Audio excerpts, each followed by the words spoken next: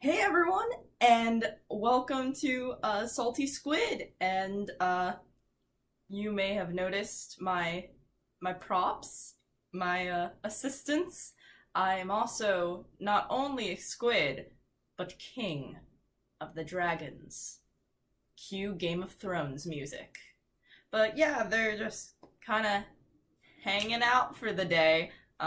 This is Aragorn, Galadriel, and Arwen, and if you get that reference, thank you. I'm a big nerd. So other news, it's finally happened. Someone has sent me an OC. Holy shit! I didn't think it actually happened. I was like, okay, cool. And then someone was like, hey, review my OC. And it wasn't just someone. I've gotten multiple people now. I think I'm only gonna cover the one in this, just so the video doesn't run too long. But yeah, that's a thing now. I get to do this. Okay, so the user is Hazel on Amino, and she sent me both her bio. Ignore my Instagram notifications. She sent me both her bio and her story. So I'm going to kind of take this segment by segment. And again, not really going to separate anything because I'm lazy. But, alright, so we start with a quote. And she puts quotes in between her stuff. And if you wrote these quotes, kudos to you. They add a really good ambiance to the whole thing. So, shh. You won't need to suffer any longer. And that was a quote. Basic information. First name, Hazel. Middle name, Anna. Last name, Persian, I think.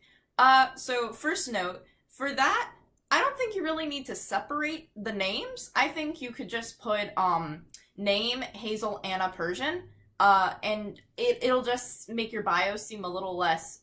It'll shorten up your bio, basically. Because bios you want to be kind of just cut to the chase, direct to the point, just so people can get the bare grasp of the character information. Hello there. And continue on to your story. So, creepypasta name, Dollface. Okay. Gender, female. Sexuality, bisexual. Date of birth, 10/17/1999. Okay, so gonna stop here as well. So, as far as the sexuality goes, because I read your story, it doesn't really tie in to her story at all. So maybe consider eliminating that or putting it for another story that may involve an interest for her. And I like how all my assistants have just migrated to my back. If you are climbing up my head, please don't. I can't... Who is that? Galadriel, please do not. And the date of birth. So I don't know if you want this to be set currently, like in this year, but my birthday is July 24th, 1999, and I'm 18, so when you say her age is 19, later on in the bio, it wouldn't be yet, but maybe you're having this take place either later in 2018 or 2019. I don't know that. So the horoscope is Libra. Okay, so she's probably real indecisive. I've dated several Libras, and it is aggravating. Hey, where do you want to go out? Oh, I don't know, whatever you want to do. That's why I'm asking you, because I don't know. I'm trying to be polite. I'm trying to be a good Never mind, stop. Okay, sorry. And the thing is, too, Libras have rubbed off on me. So now people are like, hey, where do you want to go eat? I'm like, I have no clue. I think I've become part Libra now. I'm a Leobra. I've evolved. But, okay. Nationality, mostly European, but was born in America. For this part, you could probably just say, European. Because there's a lot of people of various nationalities who are born in America, so I don't think that's the most relevant of information, but again, keep what you want to keep. This is just my silly opinion. Hold on one second. Hello there, friend. I'm here. It's okay. They I try to pick them up and they contort themselves. It's... Okay, there you go. You good? Yep. Okay. So the next quote, love is a serious mental illness. I really like this one. Again, kudos to you if you're writing these quotes. Appearance, height 6'3", hair color white, hair length 30 centimeters. Not sure you need to put that exact information. You could just put medium length hair or something like that, because I don't even know what 30 centimeters is, and I'm not gonna measure that out. So just if you want people to get a better visual description, I'd put something like medium, short, long, that kind of thing. Eye color, red. Skin tone, white, but also kind of pale. For this, you could just put either pale or white, because they both kind of mean the same thing. Piercings, ear. Okay, scars, one on back from burn that she got as a child. This is really cool information that I think a lot of people forget, that people can have scars. So I personally really like that. I'm like, oh, okay, cool. It makes her stand out. She has some more unique traits, right? Rather than the regular norm of, oh yeah, red eyes, white hair, but she has a burn scar too. I just find that really interesting. Birthmark, one birthmark behind ear. Tattoos, none. Attire, usually a white shirt that shows shoulders and a black skirt or black or white dress. Okay. I personally, I get a little picky with this because I find that humans change clothes usually, but she could have an outfit that's dedicated to her killing. Like Jeff is usually drawn in a white hoodie and black jeans, so I'm not gonna nitpick too much. Just a personal thing for me is I would usually leave out attire just because I know people change clothes, and all of my OCs are somewhat hygienic, so they don't just wear the same hoodie all day, but that's such a small detail. All right, next quote. I don't live in darkness. Darkness lives in me. Personality. Positive traits. Nice, lovable, smart. Negative traits. Killer, distracted easily, can be rude at times, and uncaring. So I would leave out the killer part of this because you're leading up to her story, and that's kind of we already know she's going to be a killer, and that's less of a negative trait and more of a title. So yeah, just a note for that.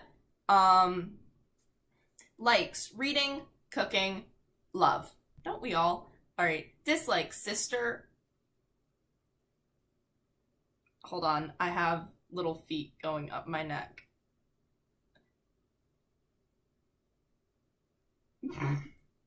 You good? Hi. Alright, I think this is probably by far gonna be my cutest episode ever. Because look at these dorks. Okay. So, dislike, sister Haley, small areas, she's claustrophobic, good information, people who try to trick her. I would be less specific on this, just because don't we all dislike people who would try to trick us? I would keep that for more relevant story information. Okay, 2 strangers, kills, 2 friends, nice, 2 crushes, unknown. Again, I would leave out the crushes since it is unknown and very, unspecific. Basically, things that she doesn't know, we don't need to know, unless it affects her story. Alright.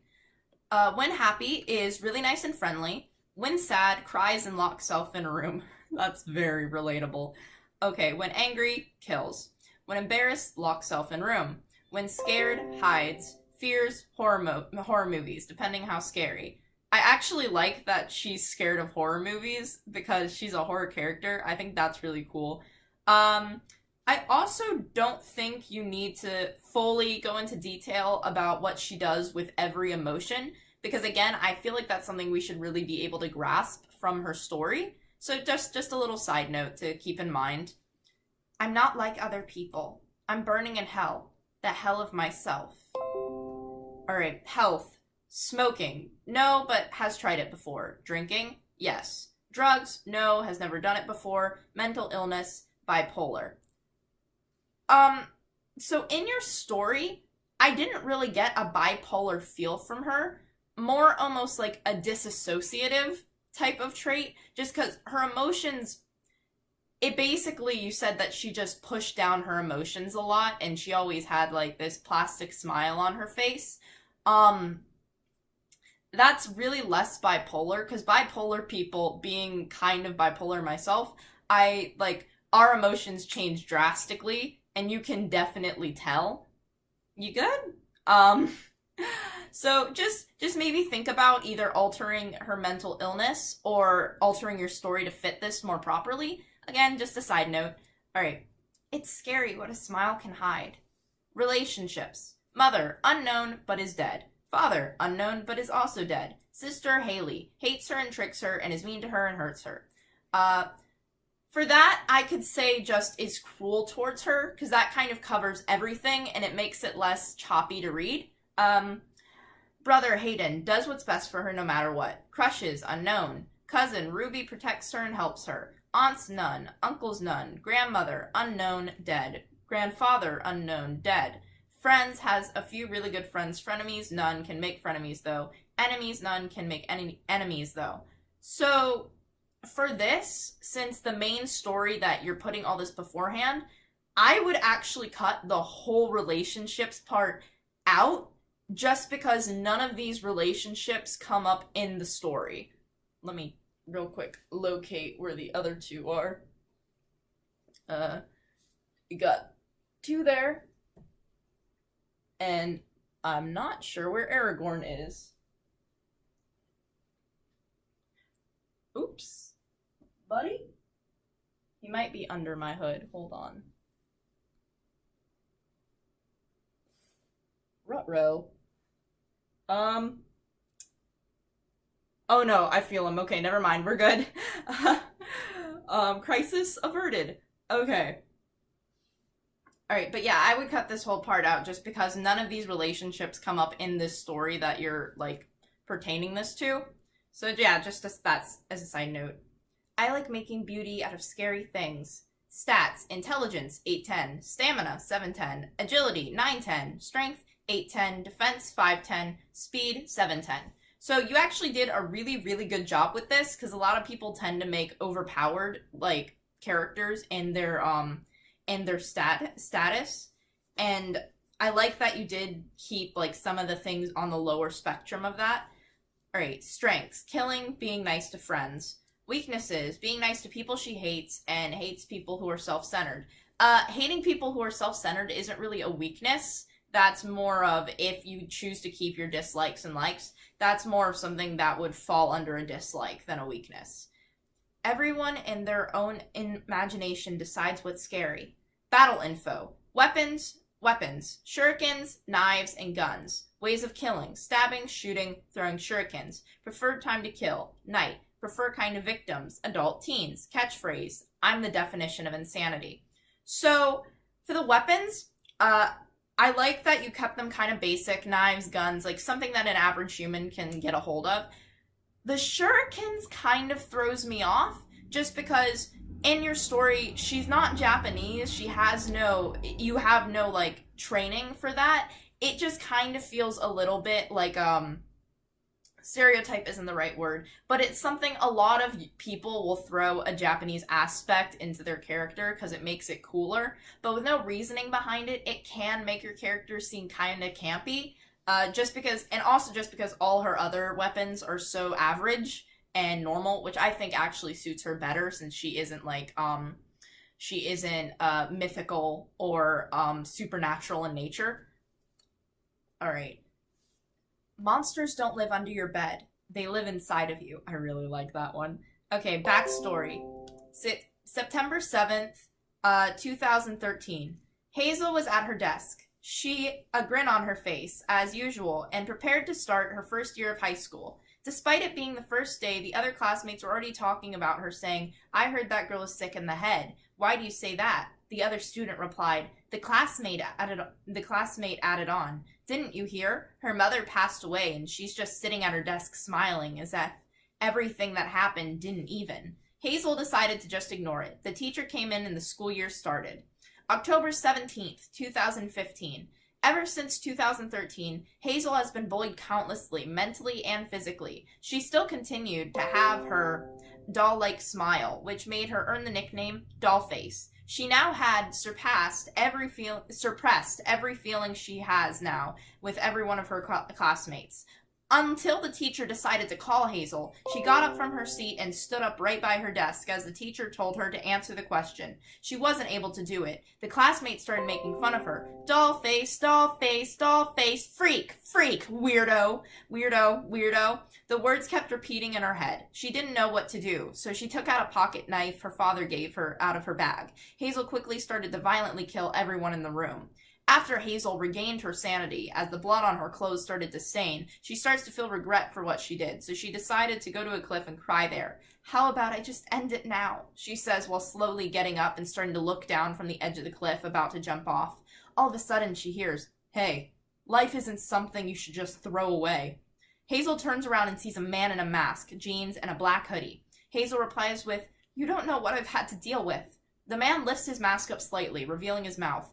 "I probably get the gist of it. You decided to murder your classmates and teacher because you are no longer able to deal with the way society is treating you. Am I wrong?" says the man. Hazel looks down as her smile starts to decrease to a frown while saying, "No, but you forgot one thing." She looks up at the man. "I'm not going to stay around." Hazel quickly turned around and jumped off the cliff. The man saw her fall and tried to catch her, but she slipped. The man looked at the limp corpse, and with no hesitation, he put a curse on her, making her a bloody tear forever. So, overall, you have a really, really good start to your story. The first big thing I have to say is definitely, not spell check, just revive your work, because there are a few grammatical errors that can kind of lower the, just lower the content of your story, because people can tend to get kind of hung up on that kind of thing. One thing I really do like, is how you put the dates, like September 7th, 2013, October 17th, 2015. One way to make this work better for you, I'd say, is use these dates to your full advantage and make it like someone is either writing her story, like a journalist, like kind of, or she's writing a journal, kind of like the beginning of the Heathers the Musical, where it's like September 1st, 1980 something. That wasn't how that goes, but so like September 7th, 2013, I was at my desk, a grin on my face, something where listing dates kind of, it creates a better platform for watching her sanity decline, as though she's noting these very important times in which she felt herself start to crumble. So that's definitely something to consider as possibly a plot device that can make your story even better. Also, the author told me that the man at the end is not Hoodie, but another original character. The other thing, too, is the whole sanity breaking scene. I feel, though, it wasn't necessarily bad, but more unrealistic. Just because, first off, with schools nowadays, well, just even back then, getting a knife in a school is very hard. So I would give a reason as to why she had the knife with her in the first place. And also, a teacher would shut that shit down real fast, like, with all the anti-bullying stuff. It would, the kids would be able to get out a few freaks, weirdo, before the teacher's like, "Sit your asses down! Shut up!" But, and also, a class usually consists, a high school class usually consists of 24 to 40 people. So, the idea of her being able to kill every single one of those people, without getting any injuries or anyone trying to stop her, is really, really unlikely. So that's another thing I definitely consider taking a second look at and just seeing if you can do better. The other thing is at the end, making her a bloody tear forever. I'm not entirely sure what that means. So maybe if you were to explain that better, but there could also be a follow-up story to this that does explain that, and if that's the case, keep it exactly the way it is. It would be a really good cliffhanger, because everyone's like, oh, okay, cool, I kind of want a reason behind this, and then you're like, well, lucky for you, and plug your next work. And that's really, well, the only other thing too is I'd mentioned something about her getting out of the school because she just murdered an entire classroom, and again, someone would have like pressed an alarm or something like that. She's probably covered in blood, and so her running down a hallway, people are gonna see that. So maybe mention something about like the distant sirens of police. But yeah, that's really just about it. Overall, you have a really good start, but like every piece of art, it can always be improved upon. And again, everything I've said is just a suggestion and just my opinion. So if you don't like it or you think I got something wrong, please call me out on it, or just don't change it. It's your thing to do whatever you want with. And for anyone who is watching this and maybe didn't enjoy the story, please don't be an ass about it. She really did a good job, and we're all doing our best, and we're all at different skill levels. So if you're gonna critique her further, just be nice about it, and don't be an asshole. So I'm gonna leave the link to her story below, so you can read it yourself and make your own critiques for it. Give her constructive criticism, and I'm leaving my email. So if any of you have OCs that you want me to review, just hit me up. And yeah, that's about it. Squid is out, and my assistants are on my back. See you later, peeps.